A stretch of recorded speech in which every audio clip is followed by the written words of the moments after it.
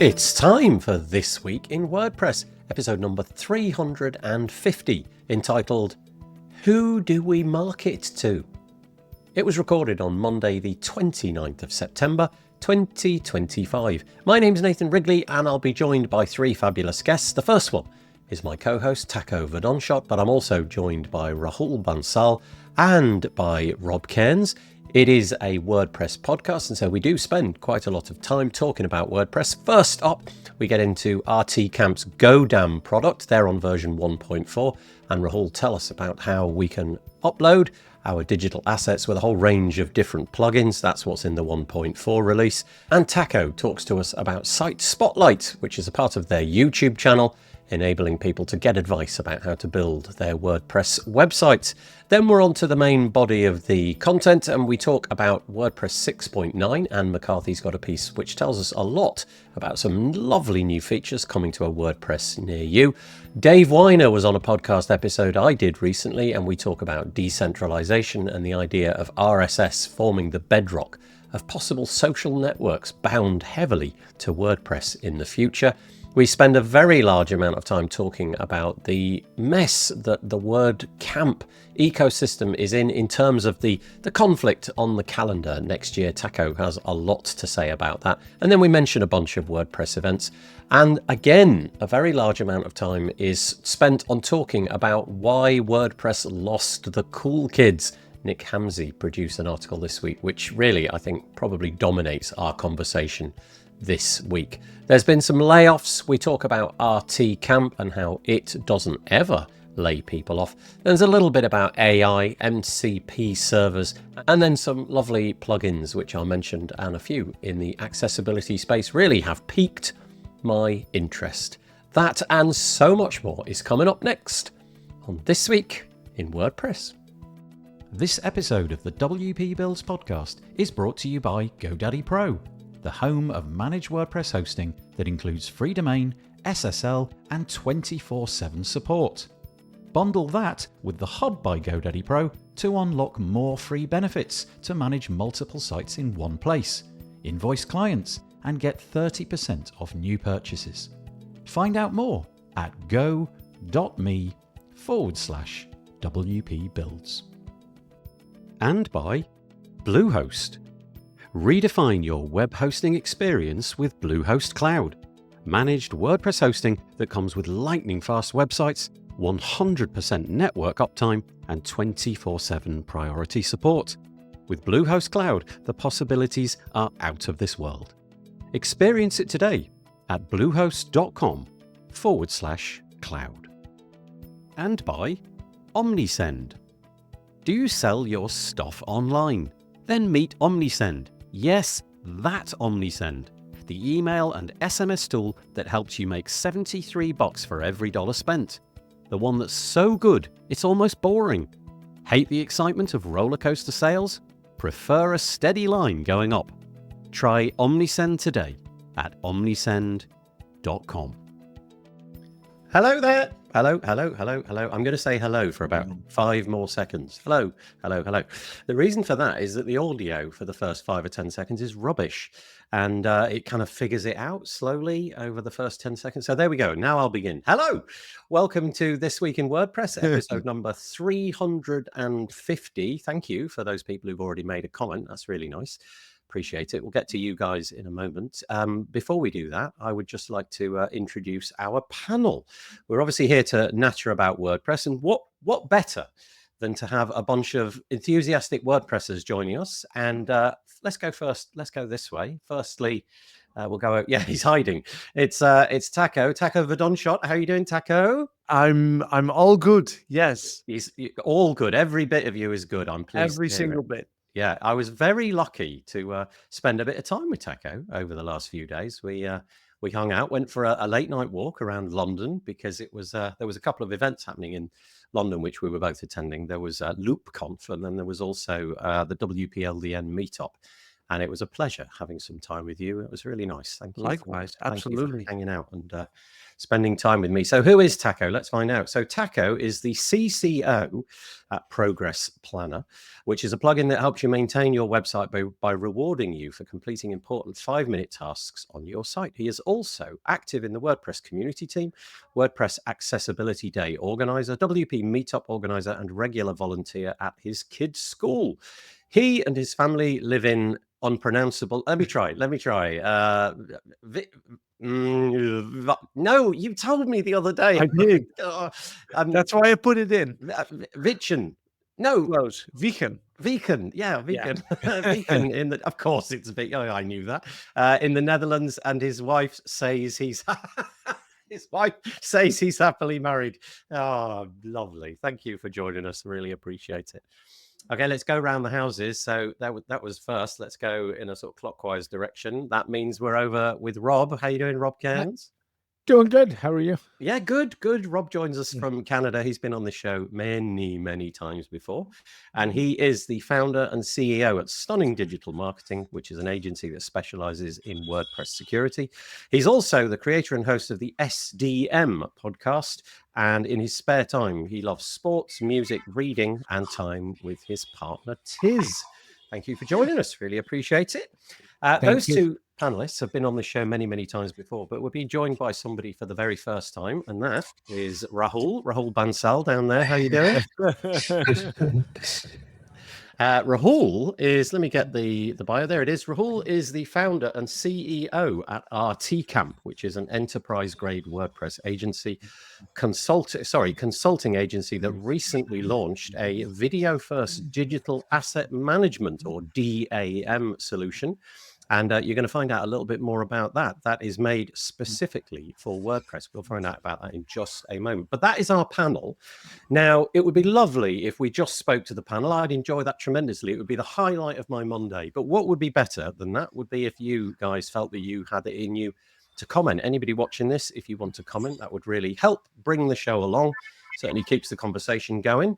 The best place to go for that is this URL. And sorry, Rahul, it does tend to cover somebody's face up unless I get this setting right. Hold on. Let me see if I can do that. It's supposed to be there. No, it's not working today. There we go. Yes. That apparently is it. Yay. Yeah. Go to wpbuilds.com/live. Bring your friends and your colleagues there. And there's a YouTube set of comments over on the right of the video. If you're on a desktop, it'll be on the right. If you're on mobile, that right. The other right, that one. And if you're logged into Google, you can comment there. However, if you don't have a Google account, fear not.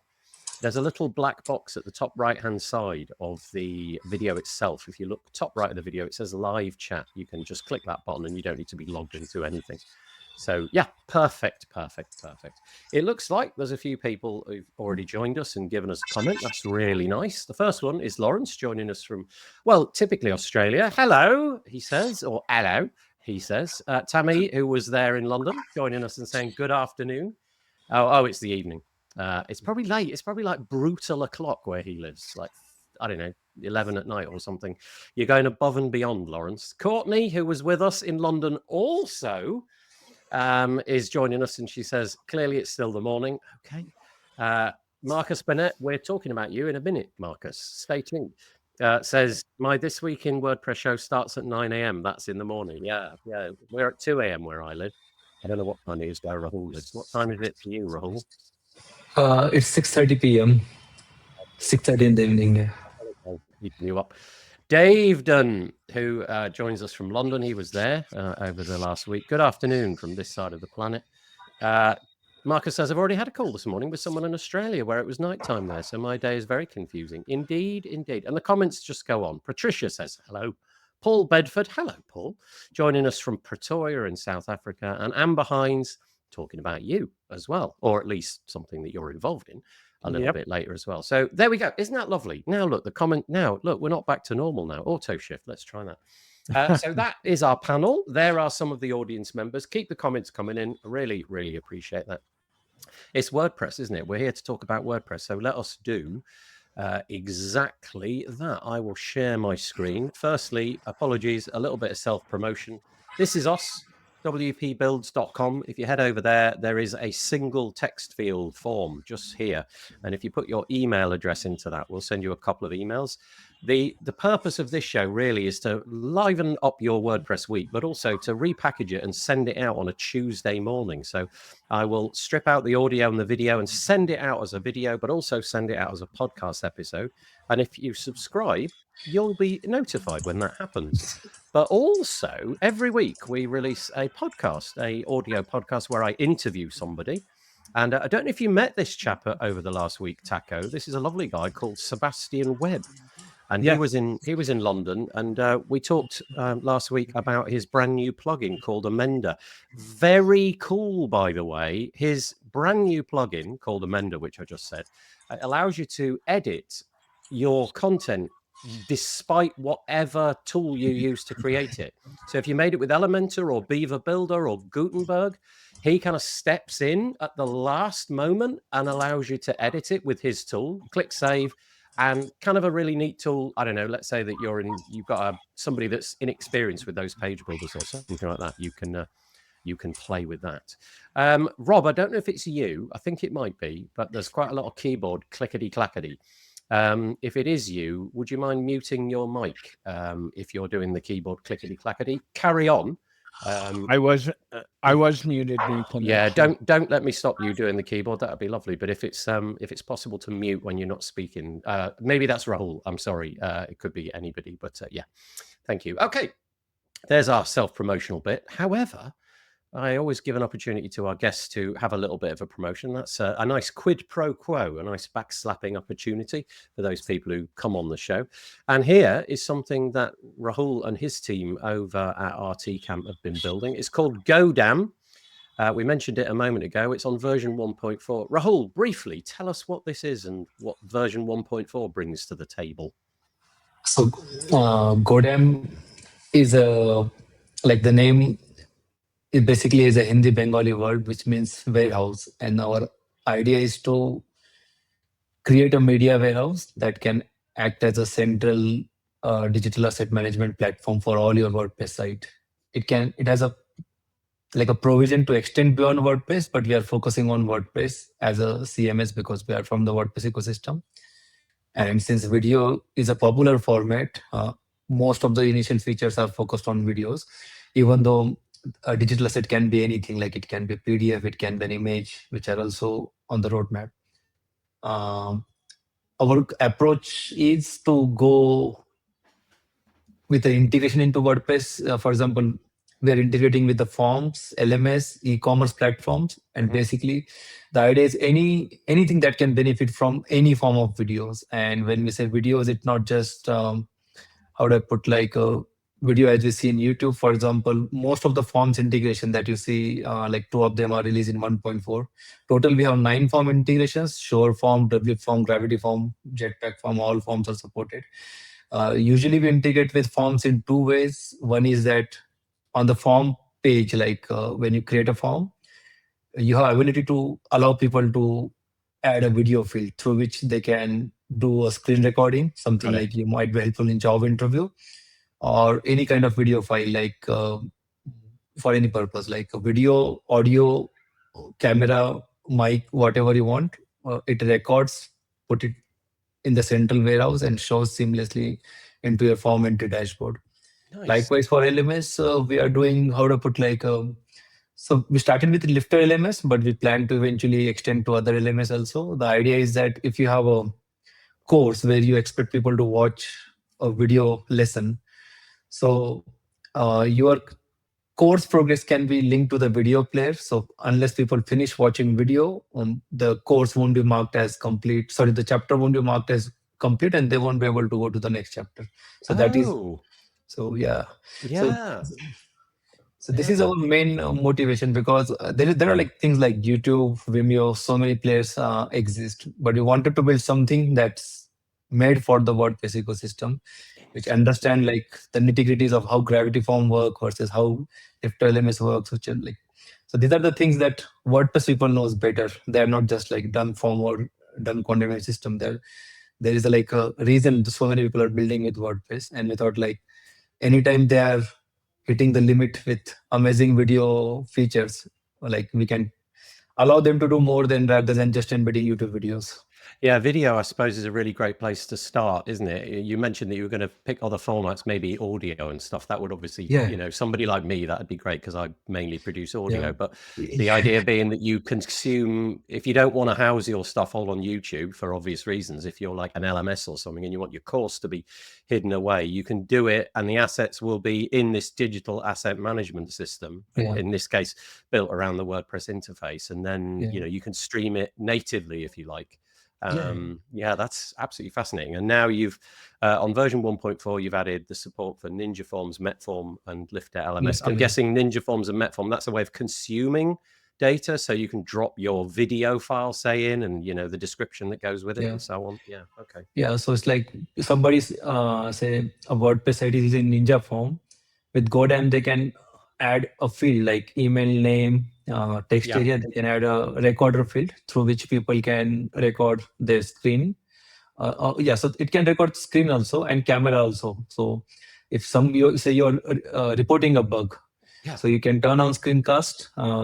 I see. Record the flow, and it also records the audio. So it's like we are video first, but on the way we are taking care of other formats as we encounter. Though we are not podcast ready yet, but that's one of the goals, to not only give the podcast but also monetization option. Can I make a feature request? I had this idea years ago, right? And I never saw it through, but I thought it would be a great idea. What if the WordPress commenting system, my camera is going to do this today for reasons I don't know. It just switches off every few minutes. When it goes black, I'll just click the button and it'll come back. Can I suggest that something like Godam allows me to do video comments on a blog post?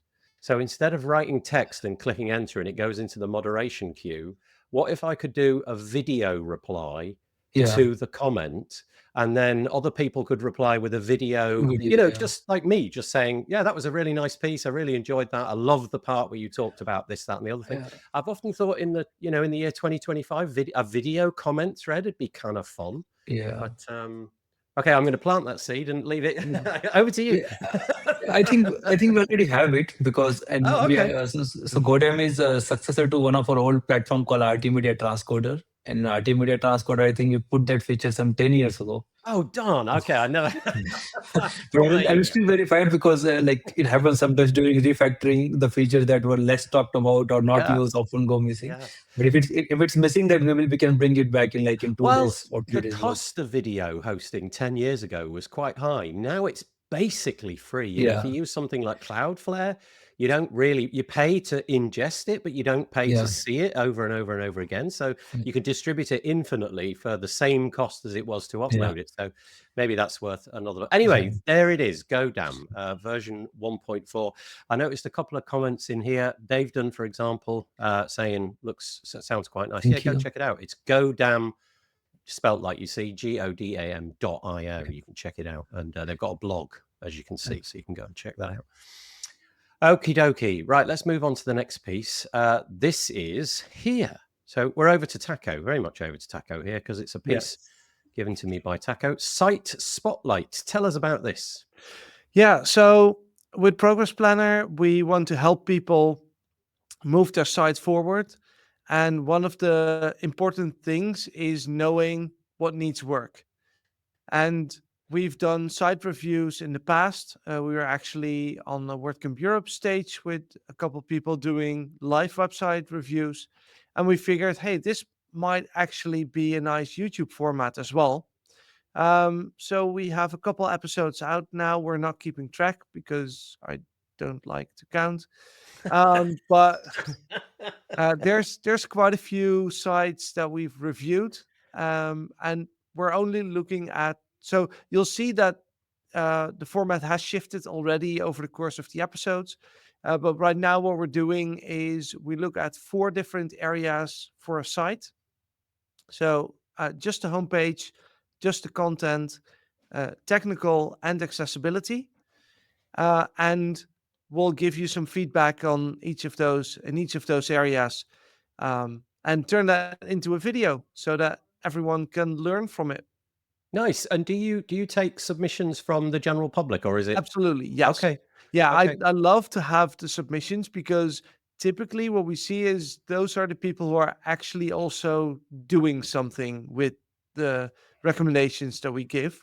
Whereas if we take a public site, it might be gone unnoticed by the Yeah. site owner. So where would we submit that if we wanted to be part of Site Spotlight and have our site reviewed by you Yeah, guys? so Where do we go? you go to progressplanner.com/site spotlight, Okay. site-spotlight.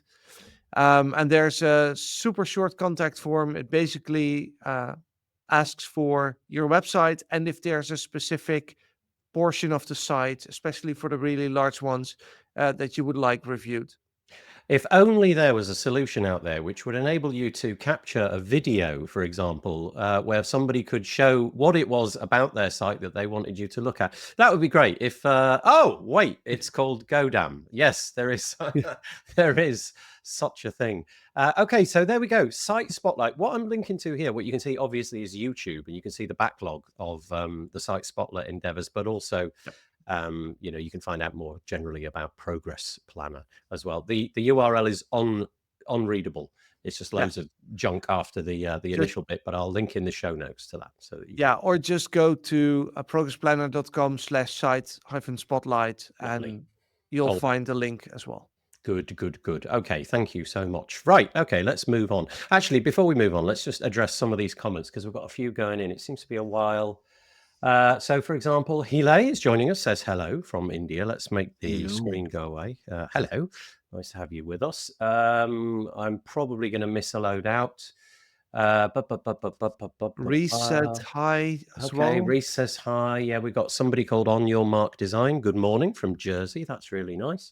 And then somebody mentioned about, where was it? Video commenting. I was talking about that. Video comments says On Your Mark Designs. I wonder if this is somebody called Mark. Let us know in the comments. Video comments would need to be transcribed to help with moderation, I guess, unless they're doing something visually. Definitely more involved than moderating text, but at least by offloading, you don't need to consider how much space bandwidth the vids are eating off. And then Amber joins in. Yes, but moderating text is faster than moderating a video unless you have automated transcription. I feel like we've just started a whole product conversation here. If we could just take this over to get in touch with Rahul. We have AI transcription, by the way. Okay. Nice. Nice. Amber, who is one of the founders, I'm not sure if that's true. Amber, apologies if I've misspoken, of WP Accessibility Day, but certainly one of the founders of Equalize Digital. The other concern is accessibility. Could you force people to only include videos if they provide correct caption files? So I guess we're talking about the thing that I mentioned, the idea of having comments. Yes, good point. A transcription embedded underneath in sort of like a details block or something like an accordion or something might be quite nice. And then it just goes off in sort of AI verse where they talk about how Gemini may be able to. I'm going to let you guys thrash it out in the comments. There's a very important comment because On Your Mark Designs is not Mark, but Lisa. Oh, sorry, Lisa. Apologies. I just, incorrectly assumed that that there was something in the title there. Thank you for all of those comments, though. Really appreciate it. That's great. Okay, let us move on. Let me change here. So this is a post that comes from the quite stunningly amazing Anne McCarthy. She has a blog called nomad.blog and writes a load of stuff about WordPress. If you haven't heard about Anne, then it's definitely time that you did. And this is V2 of a post that she published all about WordPress 6.9. And if you haven't been keeping track of what's coming up, this is just a bit of a refresher about some of the things that are heading your way in WordPress 6.9. Some of these I'd actually not seen. So there's video which accompanies it. So if you're listening to this, pause it, go to wpbuilds.com, search for episode 350, and the links for everything are in there, including this one.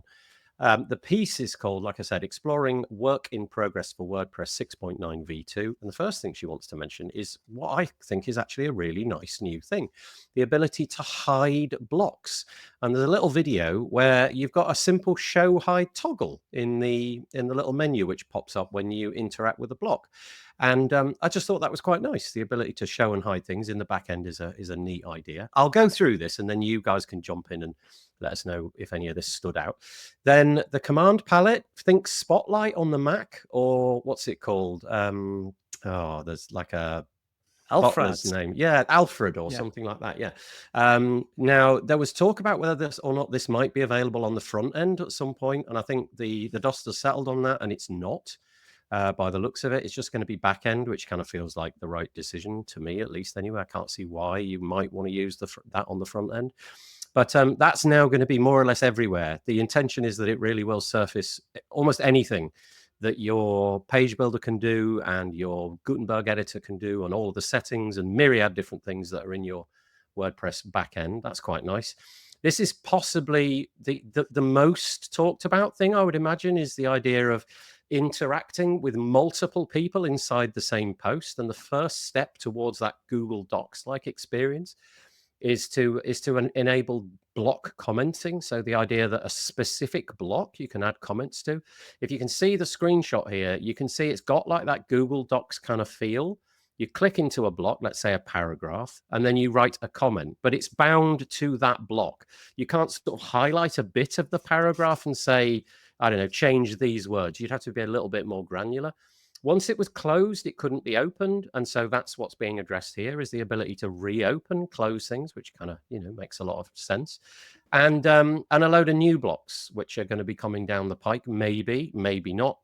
So, for example, the accordion block, terms query block, post breadcrumb block, icon block, stretchy text has two. I never know what the heck that is, but I like the sound of it. Stretchy text, tabs block, stabilize. Oh, the time to read block, and something about stabilizing the time of contents block as well. There is a load more in this post about simplified site editing, but I'll leave it there. I'll just throw it open. Please feel free to interrupt each other or me. Anything in there that catches your attention? If not, I'll move on. Yeah, the show and hide is definitely something that I think is very interesting as a first iteration. But hopefully, eventually, will turn into a more of a dynamic show and hide version on the front end. Yeah, I mean, it's a real kind of like nothing, but at the same time, it's quite a lot. You might be kind of in the middle of iterating through a block, a portion of the text that you just want to hide for now or something like that. It's pretty cool, and you can see it on the screen if you're able to watch it. Thanks, Taco. Anything else from anybody else? Okay. In which case, I will draw a line under that piece of content. You can find it on nomad.blog. Right. Okay, this week was a bit of a strange week for me. Very occasionally, I get to interview somebody on the podcast who has been in my life for more years than I care to mention. And Dave Weiner is one of those people. I don't know, I've been using the internet since it was, very soon after it was available in the UK, and a real consumer of it. And one of the first things that made the internet interesting, I think, was links, obviously. And then soon after that, people trying to find ways to discover and make your content discoverable. Dave Weiner, who I managed to interview, was the person that basically invented RSS. I think there's a little bit more of a story to it than that, but he's been iterating on all sorts of cool ideas for many, many years. And very recently, although Dave would probably say he's been into WordPress for a little while, he is now full on behind the WordPress project in a way that I rarely see. He is all guns blazing about how profoundly great WordPress is. I was taken aback actually by how much he lauded its amazing capabilities. He loves the open web. And he's got this idea called text casting, and also a project called Wordland and Feedland. And he basically wants to turn the social web, so think Facebook, Twitter, and so on. He wants you to basically surrender using those and start using this idea called text casting. And it will all be RSS based, and it will be based largely on your WordPress website, but it could be any platform. And he explains it to me. I am butchering what it is, but you know what, if somebody else had said it, you'd be kind of like, yeah, that sounds interesting. But you know, when you get somebody of his caliber and they say it, you're kind of like, okay, I'm going to sit up and pay attention. It is well worth listening to. So it's all about making WordPress. So think something like Mastodon, but much more closely integrated with technologies like RSS and what have you. So absolutely fascinating. I have no idea that if anybody wants to comment on that, because you probably didn't listen to it. But if you do want to comment, let me just pause and go for it. I'm just curious to see if he still has it to launch something that is going to be so widely adopted that no one remembers life without it. He's older than I am. That's as much as I know. And if you're older than I am, it's probably time to sit in a chair, but not Dave. No. I've got the feeling that Dave has masses of energy. I don't know if you noticed on one of the things that we mentioned earlier. I think it was this one. Where's it gone? Was it this one? No. Anyway, we posted we'll get something. there. Yeah. Well, anyway, I saw a comment from him a moment ago, right at the top of one of the. Oh, yeah, it's one of the ones that we're going to get to in a minute. That's true. He's full guns blazing. And if you like the idea of an open social web and you don't want to have your stuff corralled behind Facebook or the Twitter platform, and you don't want a limit on text, and you want to be able to add images, and you want to add hyperlinks and all that kind of stuff, stay tuned. Go and Google Dave Weiner. Absolutely fascinating. Anybody else? Mark says RSS is awesome. It is, and we have Dave Weiner to be thankful for. Makes podcasting easier, Nathan. It makes podcasting possible, doesn't it? If you think about it, there is no such thing as a podcast without the RSS technology, and so he is. That I think is largely why I'm so a bit kind of like. Well, I don't know. I'm a bit of a fanboy, put it that way. I was actually really tongue-tied when I started interviewing him, which doesn't often happen. I kind of have to explain. I'm sorry, Dave. I'm a bit of a fan. if my words don't come out straight, I think we're all fans. Yeah. Okay. There's a few comments come in all about the different bits and pieces that Anne shared. I'll just leave you to thrash those comments around between each other. I won't raise those on the screen, but yeah. Okie doke. Let us move on. We're back to Taco. Although, to be fair to Taco, he didn't ask me to put this in. I put this in the show notes of my own accord. I thought it was a really interesting observation, though. It's entitled WordPress's flagship WordPress's flagship WordCamp strategy is a mess. You're not holding back, Taco. And 2026 will be hell, he says. Go on, lay it out for us, because there's not many of us that go to all the events, but for those of us that do try to get to all the events, this is very important. Tell us what's the problem. Yeah, so first of all, I think it's a good thing that we're not all trying to go to all of these events, because we don't want the flagship WordCamps to be sort of the same 1,000 people just meeting 3 times a year in different places in the world, because from a sustainability perspective, that's not what we should be aiming for. However, there are quite a few companies, for example, and let's take a smaller plugin shop like WS Form.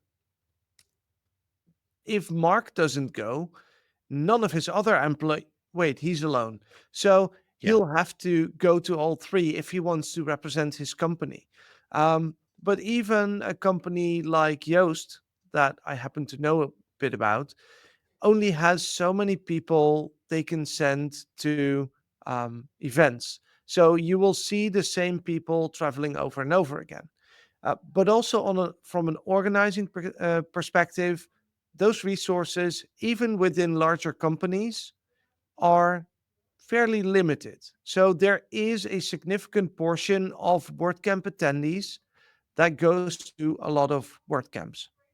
Yeah. Now, the 3 flagships, before we only had one, only WordCamp Europe, then that was in 2013. Then in 2015, we got WordCamp US as the second flagship.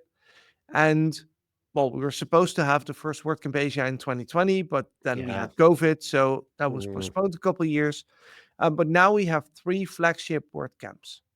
And historically, those have been separated over the year pretty well.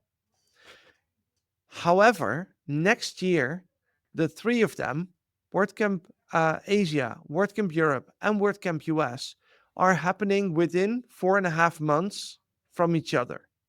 So WordCamp Asia is happening in April, and WordCamp US is happening in August. And that's creating a very condensed schedule for those flagships.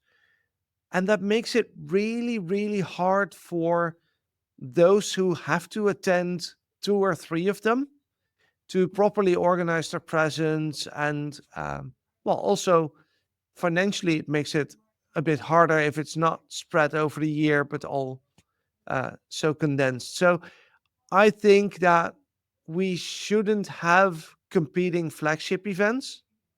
And right now, those events are competing for time and money. And that's not helping anyone. So I guess maybe some people will sort of say, if you're in the privileged position to go to these WordCamp events over multiple, 3, let's say, or 4, or whatever it may be, you might go to, or the smaller ones, that you're in a very good position. However, I think you make the point really well that it's not really about that. A lot of these people will be employees, and they will be, expected to go. It's part of their job description and what have you. So it'll be a lot of travel, and if they've got a family or dependents or whatever it may be, there's a lot of things that are coalescing at the same time. But also, just the organizational side of it, it takes a lot to get your stuff ready, and if it's a part of your job description, then it may be that you're going to struggle with your regular job. A lot of money is involved. And so on, and obviously these events cannot happen without the kind sponsorship of many of these companies, and I guess in some respects it may feel a little bit less attractive. If you're going to be seriously worn out, you maybe step away from one of them or something like that. And but even more so, Nathan, and I just want to jump in. Sorry, Taco. Go ahead. If you're talking sponsors, are the sponsors getting best bang for the buck if all this is happening condensed instead of spread out from an issue of visibility? And I'm not so sure, being a marketer, that they're getting the best bang for the buck if it's all condensed. Long-term visibility is better. So I think condensing the schedule doesn't really help the sponsors either from that perspective. Just raise a couple of comments that have come in, and then I'll come back to you, Taco. So the first one is Patricia. Let's just make sure that Rob's face doesn't get erased. I remember WordCamp Europe, says Patricia, had to be in June because in the past WordCamp US was in December. Okay, so that's separating them by a full, what's that, 6 months or so, half of the year. So that was obviously a decision which was made. Somebody sat there and decided to move things around, shuffle the chess pieces around so they were all evenly spread. Amber, back again, hello. WordCamp US being in August is very difficult for parents with the start of school. It's the first week of school for us, and will not be there again this year. Okay, so there's a direct consequence right there. Amber will not be attending because of school. I mean, I think we can all agree, getting the priorities right, but it would have been nice if you didn't have to have that conflict of interest. Taco, go on. And I think that is specifically for WordCamp US being in almost mid-August. If you look at typical attendance for WordCamp US, it's obviously a lot of people from the US, but also a lot of Europeans typically travel to WordCamp US. Yeah. And in Europe, we have July and August as the main summer holiday months. And so it is going to be challenging for parents, absolutely. But even if you're not a parent and you take time off over the summer, and the first thing happening when you come back from your vacation is WordCamp US, usually those last 6 to 4 weeks before the event are hard work, especially if you have a larger presence, if you build a booth, if you have to come up and bring goodies, all of that. A lot of that happens in the last couple of weeks before the event. Yeah. And now this time, that is smack in the middle of the summer. So if you're dealing with staff being on leave, on vacation, that will add to the complexity of having an event in August. And especially because it's very hard to organize beforehand, because that's when WordCamp Europe is. Yeah, really, really interesting. Everything colliding over this small amount of time. I mean, obviously, given the nature of how WordCamps are set up and structured and run, then everybody is free to do what they want. But I suppose what you're saying, and I'll just pop the piece back up on the screen. Let me take Amber's comment away. You have some thoughts on potentially how we might do this better in the year 2027. And yeah, okay. Yeah.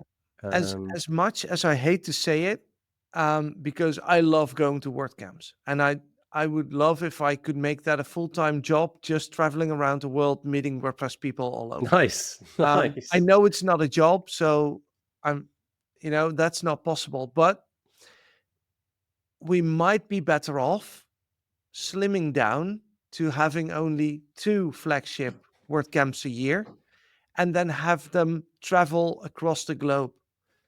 Because over time, we'll add a flagship event in Africa, probably. Oh, We'll yeah. add a flagship event in South America at some point. We might have a flagship event in Australia.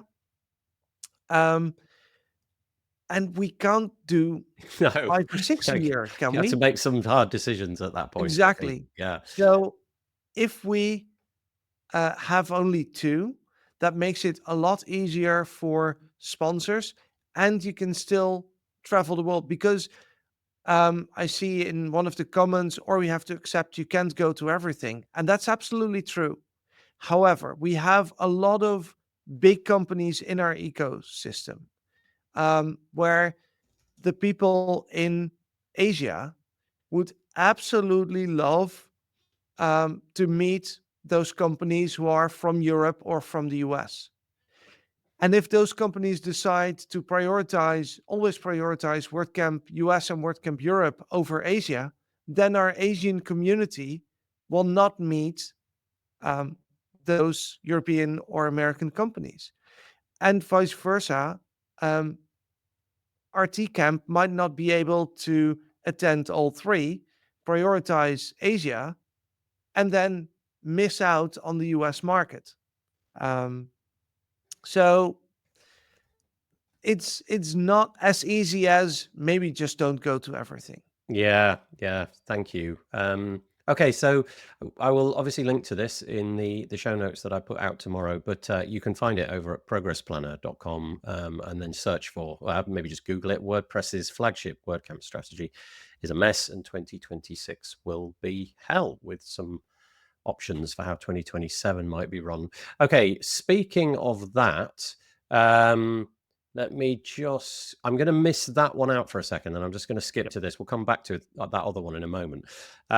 This may be a solution. I don't know what Marcus feels about this, but Marcus over at the WP World, so thewp.world, has been curating the WordPress community over the last couple of years in all sorts of ways. So, you can set up a profile and tell people about yourself, and you can bind it to where you're going to these events and so on. But what you're seeing here is the 2025 upcoming events page. Now, whether or not we would want to rely on Marcus for this, I don't know, but it seems like certainly a credible way of going about it. Having some central repository for this kind of information might be kind of interesting. And then everybody could go in, see not just the WordPress events that are run under WordPress.org or the chapter program, but also all the other meetups and other things that go on in the WordPress space. Like we had an event in London last week that that many people attended, but it was not done under the WordPress.org auspices. So if you didn't know that was going on, you may have missed that. So having one place, so maybe the WP World would be a good spot for that, or something similar. So Marcus, if you're still in the comments, I'd be interested to know what your thoughts are on that. Tammy's got another comment. Sorry, Rob. Or yes, you're Rob. Your head keeps disappearing. Just get the top of your head. The cause impact needs to be balanced. Different for sponsors and also attendees. That's a point, but it's also not a solid approach to say, and it's truncated to reduce them. Some can't travel. Okay. Oh, David. Oh, sorry, Dovid. Apologies. GatherPress. Does GatherPress offer a central repository, David? My understanding is GatherPress is more of a, I'm running an event, so I'll use GatherPress in order. It's a meetup.com alternative. Right. It's But does open it have source that version of meetup.com. Does it have a platform in the background? So like we were looking at on the screen there with, I don't think it does. I think it's just so it's not a central repository showing all the different bits and pieces. But anyway, a bit of thinking in advance and checking out what all the other people do. I know it's a lot of extra legwork, making sure that the calendar is clear. And then obviously, hard decisions would need to be made anyway, because there may be inevitable clashes that can't be overcome. But And that's the thing. There's more events happening than we have days in the year. So there will always be a clash. But for our 3 main events to clash, that's just bad planning. I'm so sorry, Rob. Every time I put up a comment, your entire face is erased. That's not my intention. So here's Marcus, back to us. Right, so here we go. I'd love to add meetups as well, but I need something I can automate. I add all events manually right now. Okay, so that's quite a lot of work for you to do, but having something over there would be quite amazing. So, okay. Now we're talking. Okay, David, it's a WP. I don't know what's WP. Work in progress. Oh, thank you. Okay, thank you. Yes, it is very much a work in progress. Sorry, it's because it's surrounded by W and P. I'm thinking it must be a WordPressy thing, but no, it's not. Yes, it's a plugin that you can self-host. Amber is adding a cautionary note saying it's not good on the accessibility. So there we go. There's my camera that's gone again. I shall lean over and press the button. What fun. Marcus says he's been talking. He's been talking to get the GatherPress folks, and that may be the answer long term. Okay, there we go. Isn't it fun when we get involved in these conversations? That's great. Right. Okay. Shall we move on? Do you think we've done that one? So that was all about Taco and his bits and pieces. I'm going to stay on the event space, and then we'll come back to your other piece there, Taco. This piece is not new, but I just thought it was worth resurfacing. So we were talking about flagship events. The next one coming up is going to be WordCamp Asia. And the dates have been announced and the venue has been announced. It's going to be the 9th to the 11th of April 2026. And obviously that then puts it right at the beginning of the 4.5-month schedule that Taco was talking about. And it's going to be in the, forgive my pronunciation here, the Geo World Convention Center, which is in Mumbai in India. And that was announced about a month ago. So it's no big news, but nevertheless, if you want to attend, that's something you're going to have to think about. This has now got ticketing available for it. This is PressConf. I think you can now get early bird tickets, which wasn't the case just a week ago. So I don't know what the cost is, but you can now join the list and get yourself on the early bird. This is one of the colliding things, though. If memory serves, PressConf, which is independently run outside of the chapter program by, oh my goodness, I am so sorry. Who runs Raquel. it? Oh my goodness. I'm so Sorry, sorry, Raquel. I feel terrible. Raquel didn't know that there was going to be this collision and found out about it live in her seat when it was all announced. It's going to be colliding with WordCamp US. So you have to make a choice. PressConf is colliding with WordCamp Asia. I apologize. WordCamp Yeah, Asia. Yeah, WordCamp there you are. Asia. It's written on the screen right in front of me. Yeah, you're quite right. Thank you. So, and the last few that I want to mention, here's another event happening in the WordPress space. This is the much talked about WordPress Accessibility Day. This is a 24-hour live event, so you can, depending on where you are in the world, you might be able to consume bits. My understanding is all of the bits and pieces have been recorded. So rather than it being live, it's being recorded so that the presenter gets the best version. However, except for Q&A. Yeah, Q&A and the chat is all going to be live. So the person who is speaking will be available for you live. And I did a podcast episode with Dave, who's in the comments. Dave and June joined me. I'm going to be putting that out on the Tavern this Wednesday. So hopefully you can learn about all the bits and pieces in the background. But that's coming up. You can obviously register now.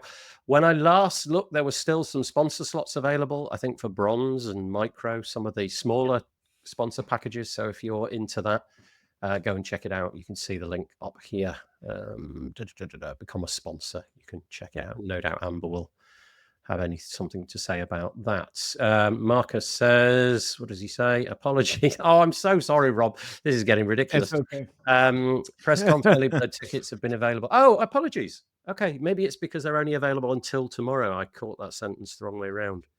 So they're available until tomorrow. Okay. Yeah, which is the 30th of September for those not listening live. Yeah, so you got a rush on. If it's past the 30th Yeah. of September, you've missed out on that. But if you haven't and you're listening to it by tomorrow, you might still get in under the wire. That's nice. Okay, thank you. Yay, says Amber. Show of hands. Woohoo! That's great. Okay, was that the last eventy thing? Yes, I think it was. So let's quickly return to this one. You sent me this in the link and in the private chat a minute It's a ago. response to Nick's article that we'll talk about In later. which case, we will go to Nick's article in that case, and we'll come back to this one in just a second. Right. Okay. We are, in fact, in that case, going to move on. This made this made a bit of a wave this week. I don't know if you were on social media, but each week there's one post from somebody somewhere that seems to get all the hotness and all the buzz. And this week it was this one. Iconic, very nice, very clever. This is Nick Hamzy. I'm going to pronounce it that way. Apologies, Nick, if I butchered your name. Nick has a blog post. I love this site, by the way. I think it's really kind of retro cool. And this is now the second time I've seen this font, and I want to know what it is. I think it's very cool. I like all the bits like the little kink in the D there. Anyway, Nick has penned a post called "Why WordPress Lost the Cool Kids and How to Win Them Back." Now, first of all, are we all in agreement? Did WordPress lose the cool kids? Show of hands on the panel. Let's go back to the. Do you think we lost the cool kids? Yes. No. Ages ago. Ages ago. Ages ago. Okay. Have we admitted to ourselves that 21-year-olds are not that bothered about WordPress? I could be wrong. Initiatives like WP Campus Connect doing great work, making sure that that the young people of this world are getting a chance. WP Campus as well. But if I put my children, who are kind of, I think, really in the targets of Nick Hamzy here, they take one look at WordPress and they're like, who wants a blog? Who needs a website? I'll just go and I'll use Twitter. I'll use Facebook. I'll use whatever the cool thing of the moment is. The idea of owning your own content is kind of so like, oh, you're 1990s dad. We don't care. It's all disposable. Until, of course, they suddenly realize one day, oh, I got locked out of the platform. Anyway, the point that Nick is trying to make is that WordPress is no longer cool with the kids. And he really is talking about kids. He says the following. WordPress runs 43% of the internet, but try mentioning it in a design Discord and watch the cringe reactions. Ooh. While WordPress quietly powers the New York Times and Microsoft, design Twitter celebrates every exodus to Webflow like it's a prison break. And he says that WordPress is no longer cool because of 1,000 paper cuts. But here's some of them. The PHP stigma. Okay, that hurts. Interface chaos. Okay, that's probably true.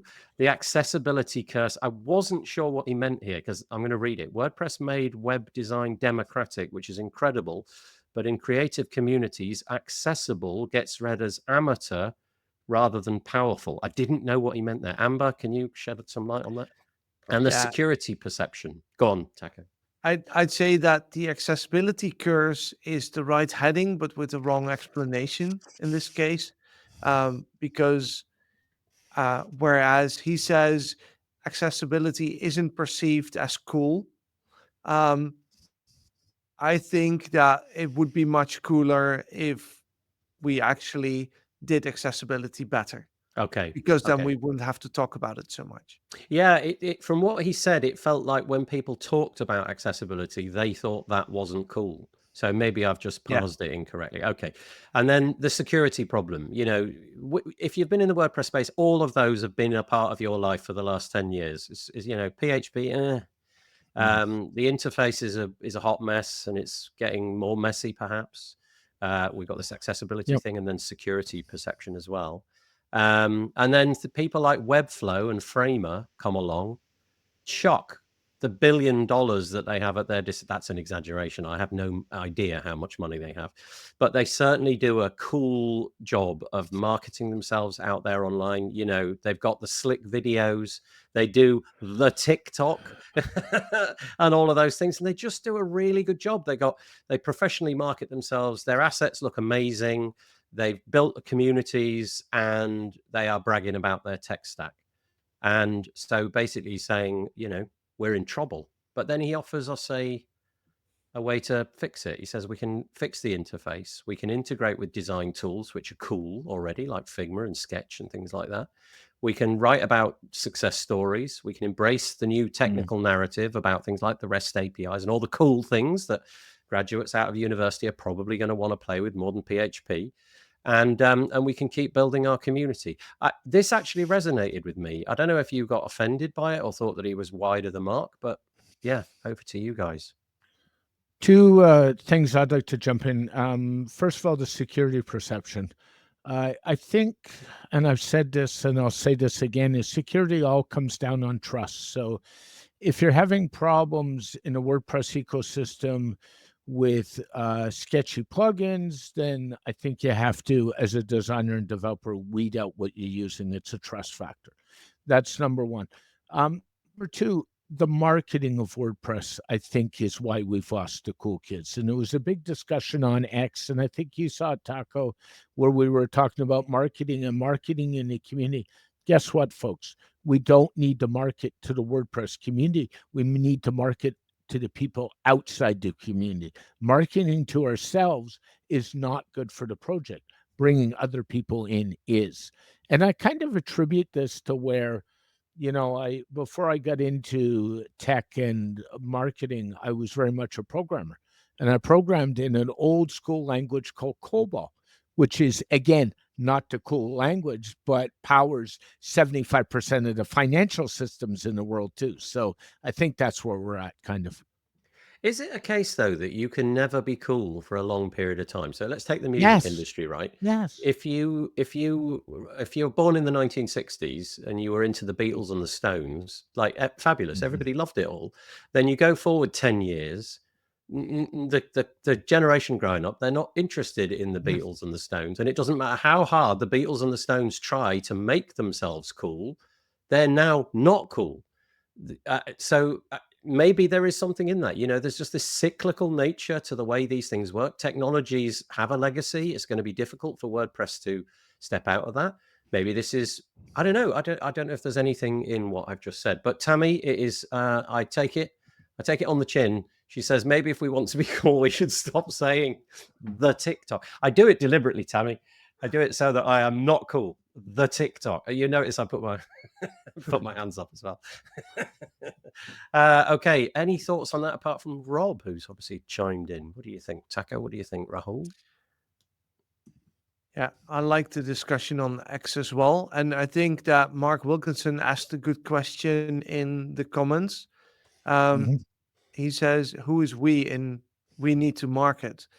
And I think that is where the biggest problem is that we need to define who we is. Because right now, what we see in WordPress is that the companies marketing WordPress are marketing their own solutions. Every hosting company has their own WordPress solutions, and implicitly, we all market WordPress, but we're also heavily competing, and there's no, I mean, as much as I love the people on the WordPress marketing team, I think it's the team that's been dissolved most often in WordPress's history. Yeah. And that is problematic. We need to have a strong foundation that has funds and has a marketing budget, and we'd probably spend the money that the WordPress Foundation gifted to the Internet Archive a lot better on doing proper marketing for WordPress. So the marketing, I remember a quote. Sorry, I'm modeling my sentences up a bit here. I remember a quote, and it was from Bill Gates. Now, you may or may not like Bill Gates, but he was actually quite good at what he did. And he was asked once, what would he do if he only had $1 left in his pocket? He said, what would you spend it on? And he said, marketing. That was to him, it doesn't matter how cool your product is, unless people know about it. Yep. You have no product, essentially. If there's nobody to purchase it and buy it.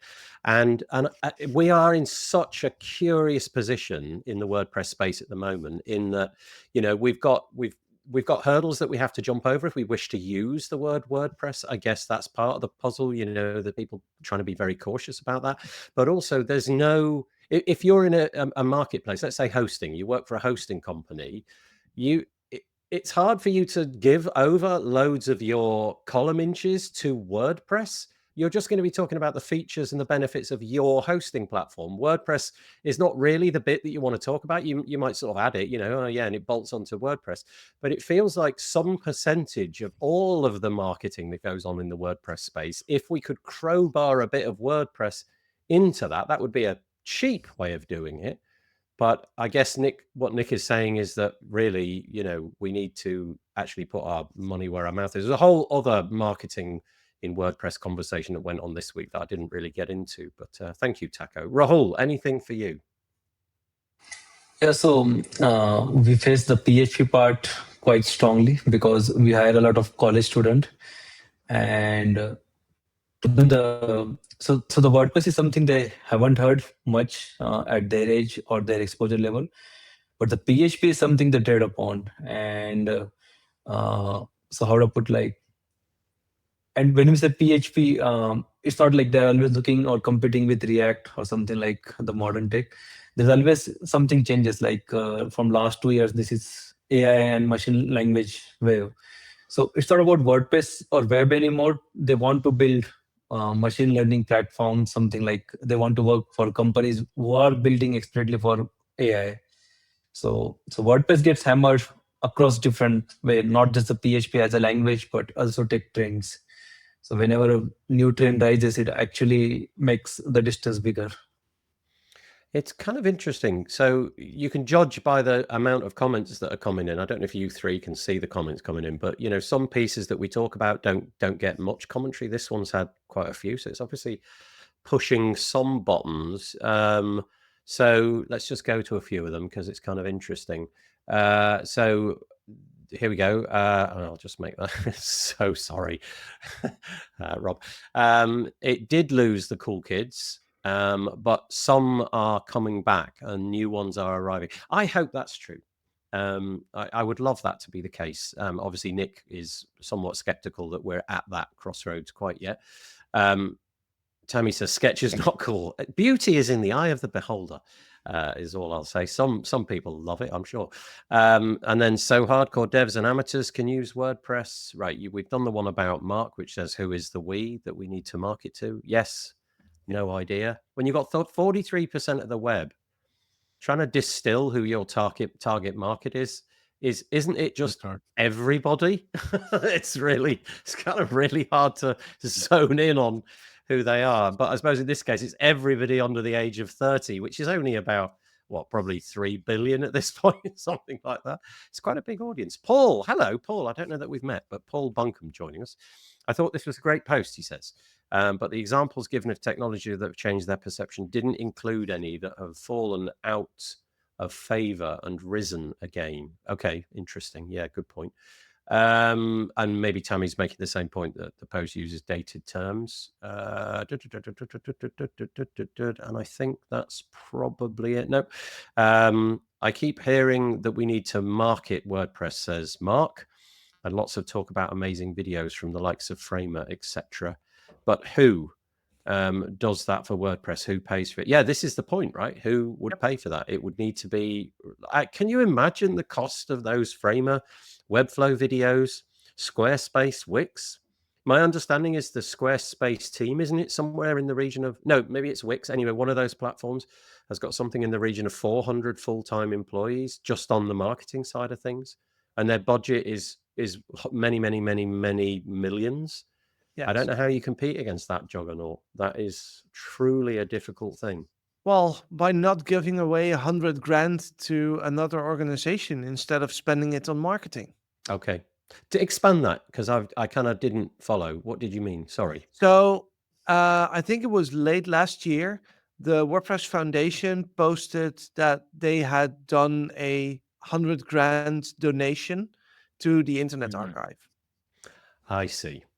Okay. And what if we had used that money to market WordPress, or even to pay developers to work on WordPress full time? Did we just get lucky with WordPress? What I mean by that is, did it kind of market itself? Because there was a bunch of people who were just willing to jump on board that ship. They could see the utility in volunteering their time for something that they would put in a bit of time, but out of it, with all the combined time, would come out something way better than the amount of time that they put in. So, I contribute, I don't know, let's say that I did 3 hours a week, but if lots of people are doing 3 hours a week, out comes this brilliant piece of software, which then I can use. My 3 hour a week investment is time, money, well spent.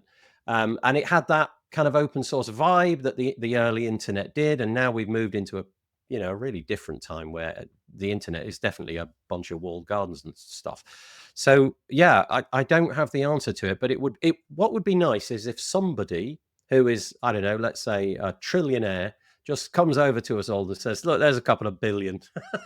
Use that to market WordPress. That'd be nice. Yes and no. I'd rather have a sustainable system where we get a lot less money every year, but it is recurring and we can keep it up forever, than a one-time huge donation. Let's build an ecosystem where talking about making money doesn't scare half the community away. Okay, Because I think that is still one of the challenges that we have in WordPress, is that making money is a little bit dirty. You can't really talk about it, and we should, because if people don't make money, how are they going to invest into the system? How are they going to invest their time? So this is an interesting comment from Corey. I'm not sure which Corey, but hello, thank you. Does it matter though? If Framer is cooler, if no one is getting 6 to 7 figure projects for a Framer website? Yeah, interesting point. I don't know if that's the case. I feel like Webflow has only recently started to take on high six figure projects. This is more in Rahul's wheelhouse than mine, being that he's leading up a WordPress agency, which is at the enterprise level. Corey carries on. This just feels like the evolution of a maturing platform. Not to say we don't have problems. Interesting. Anything to say, Rahul, or should we knock it on there? So, every time any of something like Webflow or some of these kind of companies starts, their marketing or outreach partnership team usually approach all the large WordPress agencies, like especially in enterprise space. So I really never took on any Webflow lead, so I don't have the idea about their mathematics. But we are happy with our side of math. In fact, we are growing with WordPress, and it might sound more philosophical, but I believe in infinite game. We don't have to do anything. The closed source will die eventually. Eventually, they will have to pay their investor back. Then they will start squeezing their customers. Keep rising the price, and then we will get more Webflow to WordPress migration projects. So in a way, I thank them, because now I have that consolidating my future user base. So 5 years later, probably I will have 50 Webflow to WordPress migration project in 6 figures. Nice. At least nice. 7. Yeah. I think essentially Nick has just sort of encapsulated a hot button topic, and he's managed to do it, and everybody kind of stuck in. It's an age-old thing. I think maybe there's lessons to be learned from things like the Drupal project. Drupal have this system which is a little bit like Five for the Future, but it's much more you do A and you get B as a result. So in other words, if you do this checklist of things, then you can, I don't know, for example, appear at events and what have you. Obviously, as a sponsor, as the person putting in that money, that may not be something that you want, but at least there's a flow of money going directly in, and then the marketing team might be something that is prioritized. But the consensus that I was seeing on Twitter, for those people who decided that we needed to work more hard on marketing, it all came down to where's the money coming from. And if that money's not earmarked at some point, then marketing is going to be difficult, not impossible. WordPress itself, I think, stands on its own 2 feet. But, if you can throw a lot of money at marketing, you probably have a greater reach. Whether or not, that's ideal, I don't know. Taco, it looks like you were about to. Well, I was considering if I should bring it up, but I think having spent some time with Linux Foundation projects, I think they have a model that works quite well to have open source projects that actually have financial stability. Do they have like more specific rules around the way that money is gathered in and spent? I confess I don't know anything about the Linux So, Foundation, really. yeah, so the way it works for a lot of Linux Foundation projects is that you have a board of companies that will advise the technical leadership of the open source project. And in order to be on that board, you have to be a member of both the Linux Foundation and that specific project. And there's a cost involved. It's kind of So, interesting because in the WordPress community, I imagine there'd be a lot of pushback of that, wouldn't there? Because you'd have the people representing the companies on the one hand who would probably love that, and then you'd have a whole load of individual contributors and what have you would probably think, wait, hang on, how is that all going to work out, and how are my hands going to be tied, and rah rah not rah. at all. No, So, okay. this is, for example, what we're doing with FAIR. It's also a Linux Foundation project, and it's also set up in a way that the technical steering committee directs the direction of the project. But there's an advisory committee that's formed as soon as it has members, etc. And that will advise the technical steering committee on, hey, if you want to make this decision, this is the impact on the business side of the project. So it's really going hand in hand, and it's not that you're surrendering any autonomy or any authority to whatever company. In fact, this system makes sure that there will never be a single person or company in charge of your entire project. Interesting. Okay, thank you for those insights. Now, because time is moving on, I think we should probably press on. But just to let you know that Nick Hamsey on his website, he does offer what he feels are some solutions, and they are basically fix the interface, integrate with design tools. I did mention some of these when we do it again. Create new success stories, embrace the technical narrative, and build community around creation. It was the hot topic of this week. So just head over to Twitter. And no doubt, if you use the hashtag WordPress, this will crop up for you, and you too can get stuck into it in the way that I did. Now, this then presumably was the piece that you were trying to bind to that one. Do you want to just quickly dig into this, or is that what you just said? Yeah, some of it. Okay. So Joost makes a slightly larger argument that we need both a product and a marketing team, and not just a marketing team, like we just talked about. Yeah. Can I just say that on this, I've often seen, Yoast's face highlighted, and then your face is highlighted when you do your posts, and Marika as well. I've yet to see a post by the bird. I'm waiting for the bird to write about. I'm fascinated. I'm guessing it'll be something to do with Twitter, but No, it's actually, so this is the outside of our office building. Yeah, it's nice. It's lovely. It's very nice. Okay, let's move on. Okay, repository. We know Ray. Ray writes a lot about bits and pieces, and she's got her take on this as well. She goes into great depth, so you can read all about that. What am I gonna do? I'm very quickly. I'm not gonna labor on this, and I don't know the background, but we never like to talk about when people are laid off. It's never a good thing in the WordPress space. But over at Fueled, there seems to be a discussion that I don't quite know how this story arose. It seems like this story is preempting the possibility that people are going to be laid off. Certainly, some way through this post, it seems that the author who wrote this was suggesting that they had advanced information. I don't quite know how that would be. But Tenop amalgamated with Fueled, a digital agency, a couple of years ago, I'm going to say something like that.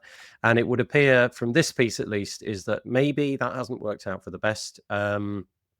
The reasons are listed down below. It's speculation, I would say. This isn't coming from either Fueled or Tenop, but it would seem that there's maybe been a sort of clash of cultures, let's put it that way. The things that Fueled did best weren't necessarily the way that Tenop did things best, and perhaps this is a consequence of that. Obviously, it goes without saying that if you are affected by this, I do wish you the best, and I hope that you manage to find some work. On that bombshell, we'll go to this one. It's a pretty poor segue, but there you go. I hope that's all right. Because you over at RT Camp, Rahul, I believe it's true to say that you're constantly looking for developers. Is that true? Did I read it somewhere that there's like basically never a period where you're not looking for people? Yeah. We're always hiring. And go on. Sorry, you carry on.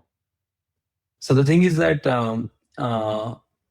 so first, like our work culture and like a lot of internal structuring is very different. So we always look out for people.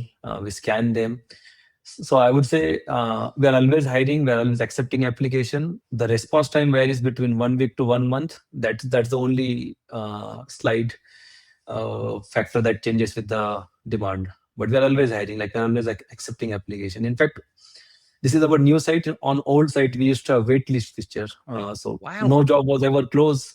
People can always, how would I put like, so if they say a job is closed, they can get on the wait list. As soon as we have a demand, we will shoot them email. Oh, I see. So you're sort of like, okay, yeah, just keep me on file, basically. I'll Yeah, be yeah. okay. That's interesting. So this is careers.rtcamp.com. Yeah. And you can obviously filter by the different bits and pieces. I'm showing that there are 2 jobs available, for example, in the engineering facility at the moment, but 12 in total. 2 in design. I don't know what is this word, frap. I don't know what that is. Forgive me. But anyway, there we go. You can see the different bits and pieces there. Okay, right. Let's move on. We really are running out of time. Oh, it's this. You mentioned this here over on Twitter. Our recent frap hiring announcement as just the opening. So what is frap, Rahul?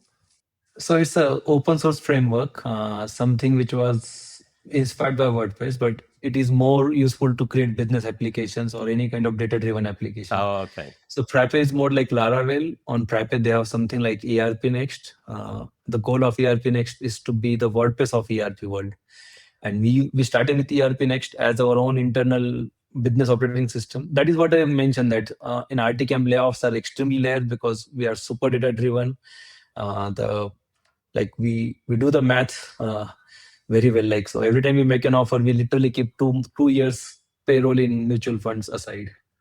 Nice. For each of our employees, we have like a 2 years salaries deposited in banks. Nice. So if you get a job over there, you're in good, good position. Not a single layoff in say 16 years. Oh wow! Good grief, that's quite a statistic. Okay, in that case, I'm going to reintroduce you to this page, careers.rtcamp.com. Go check it out. That's phenomenal. I mean, Nathan, you were at WordCamp Asia, where RTCamp was one of the sponsors, right? It was, yeah. I mean, have you met anyone on their team who's not awesome?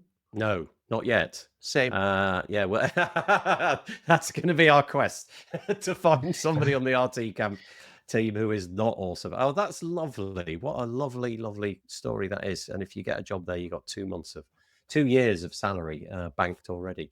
Okay. Apropos, let's move to this one quickly because we are running out of time. I think this is new. I got some confirmation that this was new by some of the guests when we just did the little preamble talk before the show started. Shopify have launched a plugin. Obviously, if you're selling things online, the traditional way of doing that would be some WordPress plugin. Perhaps WooCommerce is the most common way of doing it. But we do know that a lot of clients like to go to Shopify. Well, you can now integrate that with a couple of blocks inside your WordPress site. There's a plugin which will enable you to build different bits and pieces in WordPress. Honestly, I've got nothing more to say about it than that. It exists. It may be that, you can bolster your WordPress solution without the need to stretch over to WooCommerce. But I'm really interested in seeing what this will mean for the future of WooCommerce. Yeah, I mean, it's a big play, right? It's a small launch with just a couple of blocks, but they're building, a product which is I don't know. I was on the London Underground this week. I don't know if you saw any of them, Taco. There were tons of Shopify adverts all over the place. Yep. Those ads, they are not cheap. And there Mm. were many, many of them. So here we come to marketing again. Yeah. You stick an advert on the London Underground, and suddenly you're finding tens of millions of people who probably 99.9% of them would have no interest. But look at the power of what they're doing. They get in front of people, and now apparently you can do your Shopify itinerary and checkout process and all of that inside of your WordPress site with a plugin. Beyond that, I don't know. I don't know if anybody else has had a play yet, but it's there. Okay, let's move on. There it is. Next one then. But there means that cool kids are moving to WordPress in a way. Say that. Say again. Sorry. So with Shopify taking WordPress seriously, finally we can say some cool kids are taking WordPress seriously. So there's an interesting talking point, right? I wonder if it'll swell WordPress numbers, because you can do things. Obviously, if you want a blog or something like that, I imagine the Shopify constraints are pretty great around that kind of thing. And if you just want a website with contact forms and all that kind of stuff, WordPress is guaranteed to be better than Shopify, I would imagine, in that scenario. So I wonder if it will draw people in. I'd be also curious to see how much they promote it outside of the WordPress space. Obviously, they're doing it here, but whether or not they'll, talk about this on their tube adverts, I'm not quite so sure. Time will tell. Okay. Righty ho. Okay.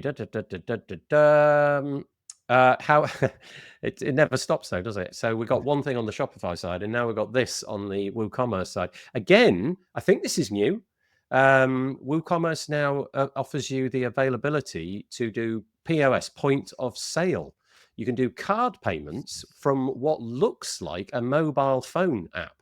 As simple as, obviously we're looking at the example here. You've seen this a million times over, haven't you? Somebody deploying a mobile device or an iPad or something like that to do the checkout process. You go up to the counter, something gets scanned. Well, yeah, look, here they are. A couple of links to the Apple iOS, the App Store, but also the Google Play Store. And now you have the solution available to you. It does say it's currently only available in the UK and the US, but yeah.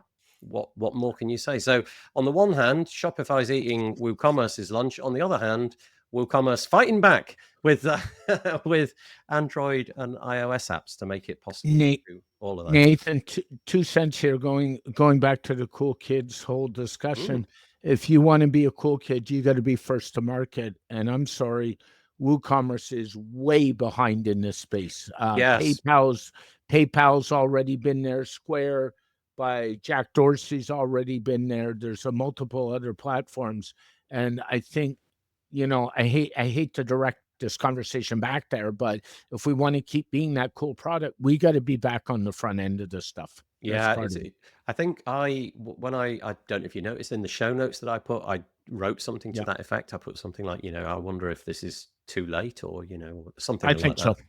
Yeah, it's interesting. I mean, I think I've been able to do this with, something like Stripe or what have you for the longest time, but obviously it wouldn't have bound to WooCommerce. Rahul has disappeared. Let's hope his internet connection is staying around. But whilst he's not here, I think we should mention this because he probably would be embarrassed. Yeah, look, Daveton says, I see a lot of awards behind Rahul in the camera back. Yeah, they are legit awards. He is like, he's an A1 enterprise agency, and he runs that. And I think, wow, he's quite the person to have on the show. It's pretty amazing. Okay, so maybe we're late to the party there.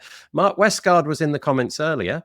I hope that he forgives me for saying this. Mark, you're way above my pay grade here. I haven't the faintest idea what you're on about. I do kind of. He's written a tutorial, and it is that. So I'm just mentioning it. He's written a tutorial about how you can create an MCP server in WordPress with the Abilities API and the MCP adapter. So the idea being that you can combine AI with the Abilities API, which, I don't know, for example, the ability might be create a blog post or create a user or something like that. And that sort of stuff is really difficult to do.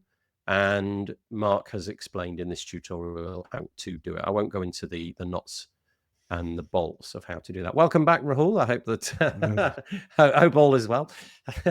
Sometimes these things happen.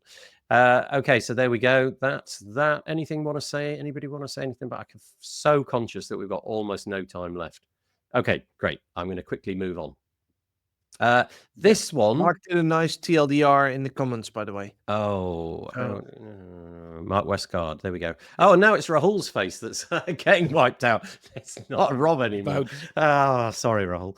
TLDR, says Mark Westgard, the creator of the article we've just put up there, how to get AI tools like ChatGPT or Claude to safely interact with WordPress. Thank you. You summarized it lots better than I did, which is great because you wrote it.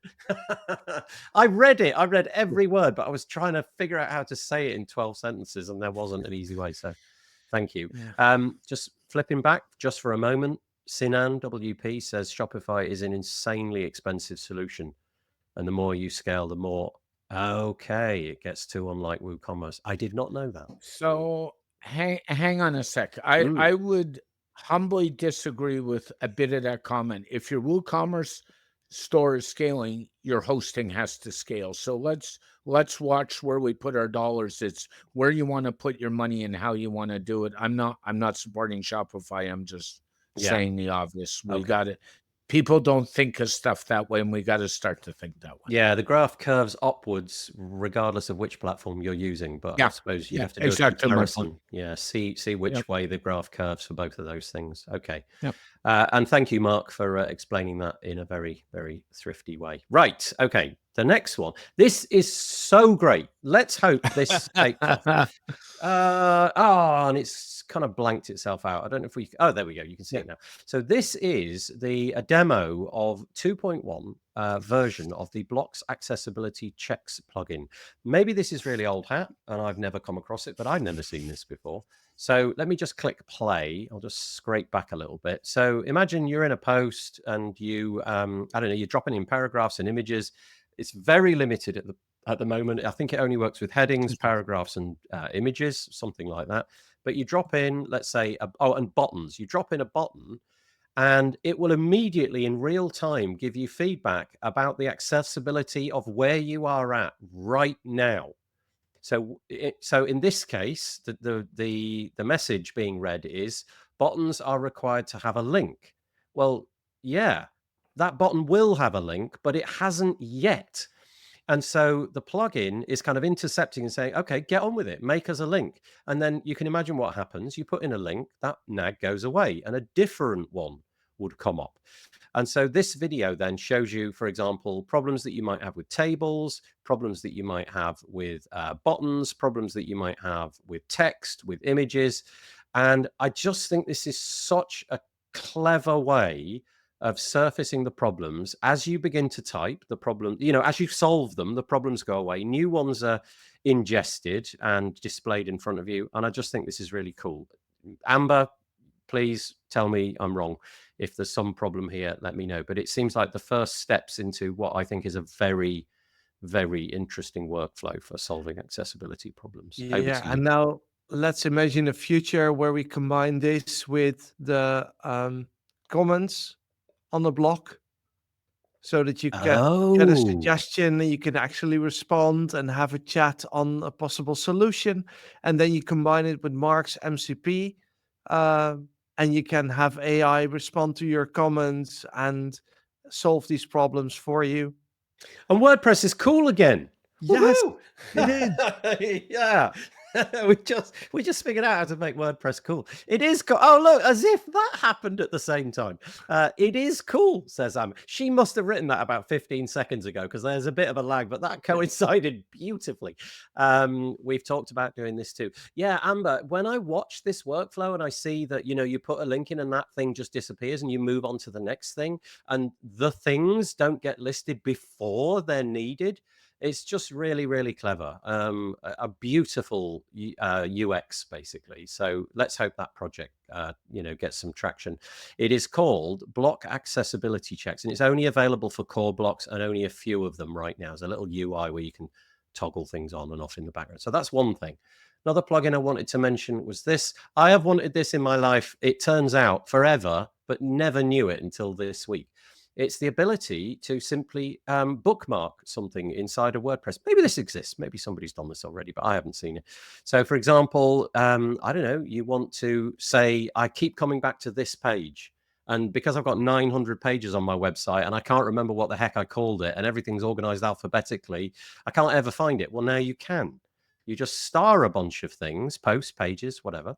And now it's bookmarked. So you can come back to it and say, okay, there it is. So I thought that was quite cool. It's just called admin bookmarks and it just does that one thing. Very nice. Moving on. This is, I don't know if this is good or not. Amber, again, from the accessibility point of view, you can tell me. Maybe this destroys accessibility. I'm not sure. It's a plugin called Blah Blah Blocks Formats. Great name, by the way. Love it. And it enables you to do all these funky different ways of highlighting text: curly, underline, crossed out, strike, and so on. That's what that does. Thought I'd mention that. And then lastly, just because he's awesome, Justin Tadlock has created a breadcrumbs block, which, you know, does exactly that. It enables you to drop in a block and it will tell people where they are in the sort of the breadcrumb nature of your website. So you can go and check that out as well. And we had absolutely loads more. We had telex to talk about. I was going to show you this fun thing which enabled you to get really annoyed with captures. That was fun. We were going to talk about email being launched as a Cloudflare service in private beta. We were going to do, should we just quickly, have you all got a minute? Quickly. Very quickly. Jono Alderson has done what I consider to be some epic work. He's it's so good. And can you imagine how many hours he sunk into this? And just because he was able to put the word impo in front of lighthouse. So he's created Impa Lighthouse. And basically it's like a full-on legit lighthouse replacement, only it's really mean. It's just really rude. It's deliberately rude. So there are various levels. You get the idea. You put in a URL. And you want some lighthouse feedback, as you might. You can then choose a level of annoying. The first one is irritated, which is what I used. You can go for silly, which they call Monty Python. And apparently Taco's tried this out. You can go for scathing, which is called nuclear. Is it pretty brutal? Yes. Okay. Yeah. Well, I just went for irritated. And this is the kind of feedback that you get. So it's a bit, so, you know, normally you just get your metrics and you'll be making nice, polite suggestions. This just leans in on meanness, which is just so funny.